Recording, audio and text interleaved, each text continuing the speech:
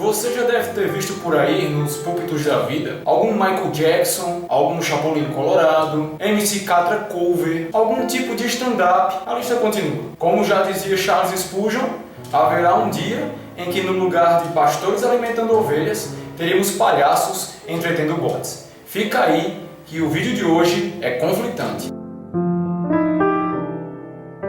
As nossas igrejas vêm enfrentando um problema avassalador. Há muito tempo elas vêm abandonando o tipo de pregação fervorosa que os puritanos faziam, por exemplo, e vêm se entregando ao entretenimento. Cada vez mais, no lugar de palavras sólidas, penetrantes, que façam com que os ouvintes sintam que necessitam de um Salvador, temos piada, chacota, vida conjugal em forma de stand-up, cusparada goela abaixo, e por aí vai. A criatividade parece não ter limites. Os líderes, para agregar cada vez mais pessoas ao seu aprisco, parecem não ligar mais com o tipo de alimento que estão dando às vossas ovelhas. Então, se alguma denominação usa determinado método e este método serve e lota, ele sem oração, sem leitura da palavra, já aplica imediatamente em busca do mesmo resultado. Logo, com a falta de alimentação, as ovelhas perdem o gosto pela comida sólida e elas começam a só querer comer porcarias. Por exemplo, na segunda carta de Timóteo, no capítulo 4, versos 3 e 4, diz o seguinte: Porquanto chegará o tempo em que não suportarão o santo ensino. Ao contrário, sentindo coceiras nos ouvidos, reunirão mestres para si mesmo, de acordo com as suas próprias vontades. Tais pessoas se recusarão a dar ouvidos à verdade, voltando-se aos mitos. Então estas mesmas ovelhas vão procurar mestres, vão procurar pastores que deem este tipo de besteira que elas gostam de comer. Então cada vez que elas chegam em determinada congregação que não tem este alimento, muito pelo contrário, tem o chamado arroz com feijão, elas se sentem coagidas, se sentem menosprezadas, elas se sentem ofendidas e nunca mais vão pisar naquela congregação. E por conta dessas ações destes ditos pastores, o caminho da verdade é difamado. Vamos ler o que se encontra na segunda carta de Pedro, no capítulo 2, versos 1 a 3. Assim como no passado surgiram falsos profetas entre o povo, da mesma forma haverá entre vós falsos mestres, os quais introduzirão dissimuladamente heresias destruidoras, até o cúmulo de negarem o soberano que os resgatou, atraindo sobre si mesmo repentina destruição. Muitos seguirão seus falsos ensinos e práticas libertinas, e por causa dessas pessoas haverá difamação contra o caminho da verdade. Movidos por sórdida ganância, tais mestres os explorarão com suas lendas e artimanhas.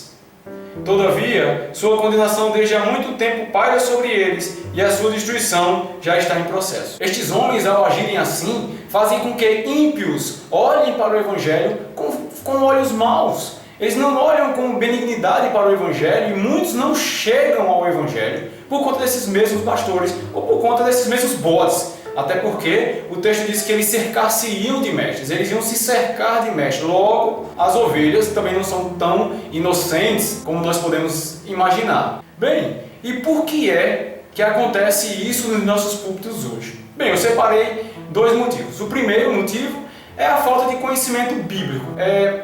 Os líderes, eles têm muito pouco conhecimento das Escrituras Sagradas. E eles são ungidos por outros pastores que também não conhecem muita coisa da Escritura. E eles têm certa desavença, e nessa desavença eles saem daquele aprisco. E eles se sentem no direito, e até na obrigação, de abrirem outras igrejas, de gerarem outros apriscos. Já o segundo ponto também atinge esses pastores midiáticos e essas pessoas que são pseudo-pastores. A falta de pregação expositiva, que faz com que os pregadores fiquem firmes no texto, faz com que a pregação torne-se uma pregação leiga. Então, eles começam em Gênesis, mostrando o bem e o mal, e terminam lá em Esté, falando sobre jejum. As pregações são desprovidas de uma hermenêutica bem elaborada, exegese. Exegese passa longe, eles não sabem nem o que isto vem a significar. Então as pregações elas não têm conteúdo, mesmo tendo a palavra de Deus como base. E por que nós falamos não tem conteúdo? Nós falamos porque quando a pregação ela não atinge o objetivo, que é salvar vidas, ela não vai servir. Mesmo que você balbucie textos e mais textos bíblicos, fora de contexto, eles poderão sim, apesar disso, salvar pessoas, mas em suma, isso não acontece. Logo, com este rombo teológico que eu acabo de citar, com a falta de pregação expositiva e com o conhecimento que também falta, nós começamos a ver essas bizarrices no meio evangélico. E em igrejas conhecidas nós conseguimos ver coisas bem mais bizarras, como pastores dizendo que são melhores do que outros, pastores chamando outros de lixo, pastores gaguejando enquanto solfejam mais uma piada sobre os relacionamentos carentes de Bíblia dos ouvintes que estão ali. E todas essas coisas sem alterar significativamente a vida de ninguém. Elas não atingem o coração daquelas pessoas. Pelo contrário, elas dão uma falsa alegria. Elas dão uma falsa ilusão de liberdade em Cristo. Dão uma falsa ilusão de que estão ouvindo o Evangelho. E logo eles vão ser falsos cristãos por ouvirem um falso evangelho. À Igreja de Cristo não cabe o entretenimento. Cristo mesmo não incumbiu a igreja desta tarefa. À igreja cabe a transformação de pessoas, cabe a pregação da verdade. E aos ouvintes, eles têm que entrar lá, entender o seu real estado original. Eles têm que entender que necessitam de um Salvador. Eles têm que entender que necessitam de arrependimento, para que assim nós mudemos o quadro de uma conversão confessional, mas sim de uma conversão genuína, algo concêntrico, de dentro para fora, e não o contrário. Voltemos ao Evangelho simples, meus amados. O Evangelho que transforma vidas, e não este Evangelho que traz um êxtase ou um frenesi momentâneo, uma alegria que não é alegria, ela é um momento apenas. Voltemos ao Evangelho de Cristo, que promove o choro, mas é o choro que liberta, é o choro que converte, é o choro que salva.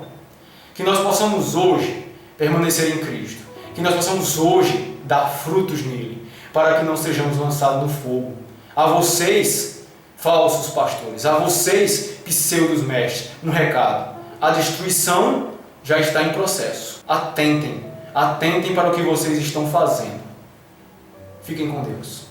O Minuto Teológico essa semana indica Pregação e Pregadores de Martyn Lloyd-Jones. Fiquem com Deus, boa leitura e até mais.